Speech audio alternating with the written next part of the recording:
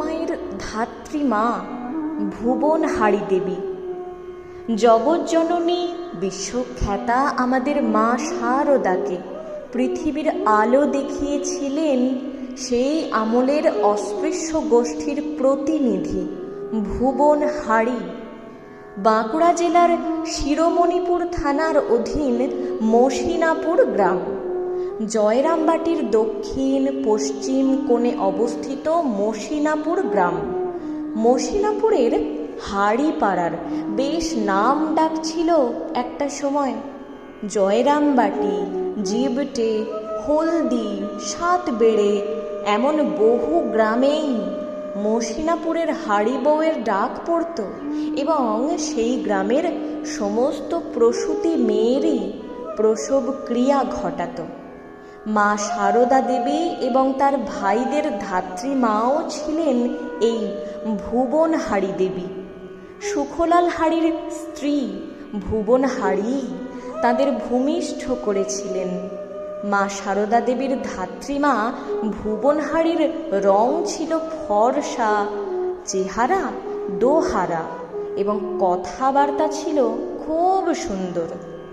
ভুবনহারি শ্রীমায়ের জন্ম মুহূর্তের সাক্ষী এবং সেই ক্ষণে তার দৈব সত্তার দর্শন করে কৃতার্থ হয়েছেন তিনি।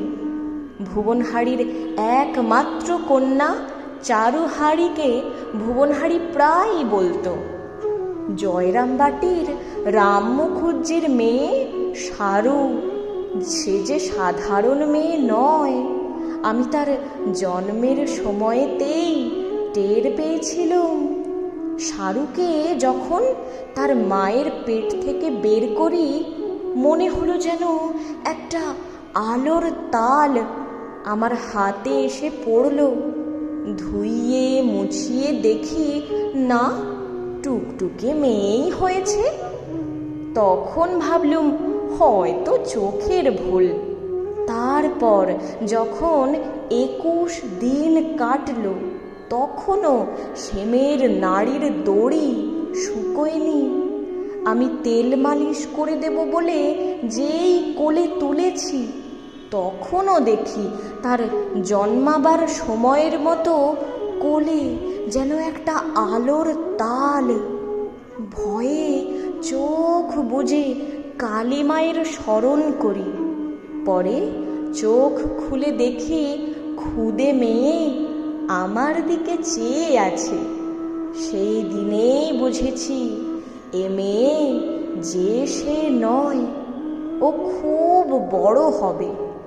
সারুর জন্মের পরেই তো তার বাবার বাড়ন্ত হলো, জমি জমা হলো। আমি তো অনেক দিন ধরে জয়রামবাটিতে কাজ করছি, সব বাড়িরই অবস্থা আমার জানা। সারু বড় হলে যখন ওদের বাড়ি যেতাম, সে বলতো, ধাইমা এসো বসো। হাতের কাছে ফল মিষ্টি যা পেত তা দিয়ে বলতো, ধাইমা তুমি খেও। আমি কিন্তু তাকে দেখলেই বলতুম, পেন্নাম মা লক্ষ্মী। সে অবশ্য বলতো, ধাইমা আমি তোমার চেয়ে কত ছোট, আমাকে পেন্নাম জানাও কেন? আমি বলতুম, মা তুমি যে সাক্ষাৎ লক্ষ্মী, মা লক্ষ্মীকে পেন্নাম না জানালে হয়? তক্ষুনি সারু বলতো, অমন কথা বলো না, আমি তোমাদের সেই সারুই গো, সেই সারুই, বলেই ছুটে পালিয়ে যেত। ভুবনহারির মেয়ে চারু অনেক দিন বেঁচে ছিলেন, তাই জয়রামবাটির সব বাড়িতেই তার যাতায়াত ছিল। চারুর পরে তার মেয়ে কমলা এই ধাত্রীমায়ের কাজ করতেন। চারুর নাতনি ভরিহারি, তার মেয়ে প্রবীণা গীতা হারি দে এই সমস্ত তথ্য জানিয়েছেন। শ্রীমায়ের ভাইপো ভূদেব এবং বাকি ভাইপো, যেমন ধাত্রীমা ছিলেন চারুহারি, সে দেখতে ছিল কালো, বেঁটে মোটা সোটা। মুখুজ্জে বাড়ি থেকে ডাক পড়লে চারু তড়ি ঘড়ি চলে আসতো। সে জয়রামবাটি গ্রামের সমস্ত প্রসূতি মেয়েরই প্রসব ক্রিয়া ঘটাত।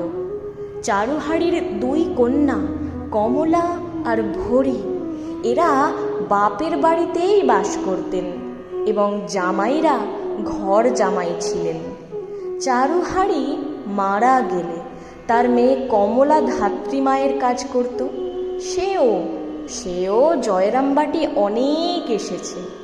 শ্রীমায়ের ভাইপো ভূদেবের একমাত্র পুত্র গুরুপদর ধাত্রীমা কমলাহারি, চারুহারির পৌত্রী তথা ভরিহারির কন্যা গীতা দে হারি পদবী বদল করলেও তারা বংশানুক্রমিক ধাত্রীর কাজ করে আসছেন। তবে এখন তো সময় পাল্টে গেছে। গ্রামে গঞ্জেও প্রসূতি মায়েদের জন্য কেউ আর ধাত্রী মায়েদের ডাকে না। তারা যায় হসপিটাল বা নার্সিংহোমে। ধাত্রী মায়েদেরও জীবন জীবিকার জন্য অর্থ উপার্জনের বিকল্প পথ খুঁজতে হয়েছে। আজও হরিহর পাড়ায় ভুবনহারির বাড়িতে শ্রীমায়ের নিত্য পুজো হয়, এই বিশ্বাসে যে জগৎজননী শান্তিময়ী শ্রী মায়ের জাগতিকভাবে শুভ আবির্ভাবের প্রথম সাক্ষী যিনি ছিলেন তিনি মানে ভুবনহারি দেবী আর কেউ নন। তিনি ছিলেন মহামায়া মহাশক্তির দশম ধাত্রীর অন্যতম ধাত্রী আরাত্রিকা। তথ্যসূত্র তড়িৎ কুমার বন্দ্যোপাধ্যায়, সাপ্তাহিক বর্তমান থেকে, এবং পঙ্কজ চট্টোপাধ্যায় শ্রী শ্রী মা শারদা এবং কিছু অজানা কথা প্রবন্ধ থেকে উদ্ধৃত।